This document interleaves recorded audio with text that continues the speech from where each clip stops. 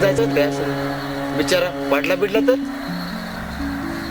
काय रे म्हणते काय वटवट लावली रे काय गरज नाही ते काळजी करायची लंगड्याची येईल ते आपोआप त्याला हात पाय नाही तरीच म्हणतो याचं गटर अजून कसं उघडलं नाही. चला बंटी शेठ चला आपल्या कामगिरीवर लागा. चला अरे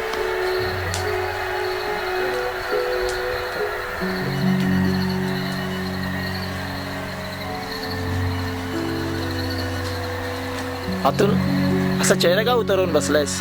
आपण सगळेजण इथे सेलिब्रेशन साठी आलोय ना. पण दादा मला त्या प्रशांतचं व्यावहारिक वागणं मुळीच आवडत नाही आणि त्याने माझ्या मित्रांचा केलेला अपमान तर बिलकुलच आवडणार नाही. अतुल तू चंद्रशेखरचीच गोष्ट करतोय ना? होय मी चंद्रशेखरचीच गोष्ट करतोय. काय हक्क आहे त्याला चंदूवर अधिकार गाजवण्याचा आणि जागोजागी अपमानित करण्याचा?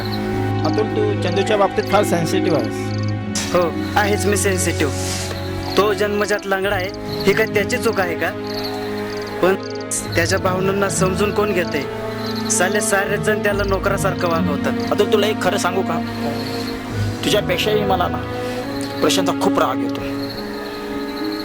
तुला माहिती आहे जेव्हा विश्वनाथचा ॲक्सिडेंटली मृत्यू झाला तेव्हा प्रशांतच्या वडिलाने मला पॉलिटिकल कॉन्टॅक्ट्स वापरून सोडवलं. त्याचं वागणं मला मोकटपणे सहन करावं लागतं पण तोही मला सोडत नाही. पण दादा हे कुठपर्यंत चालायचं? अरे कधी ना कधी ह्या गोष्टीचा निश्चित अंत होईल. मी त्या दिवसाची वाट पाहिली. चल निघूया आता उगीच विषय नको.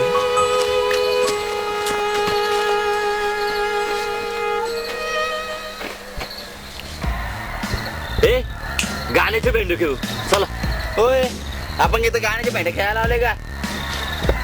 चला बाटल्या सेलिब्रेशनची वेळ झाली.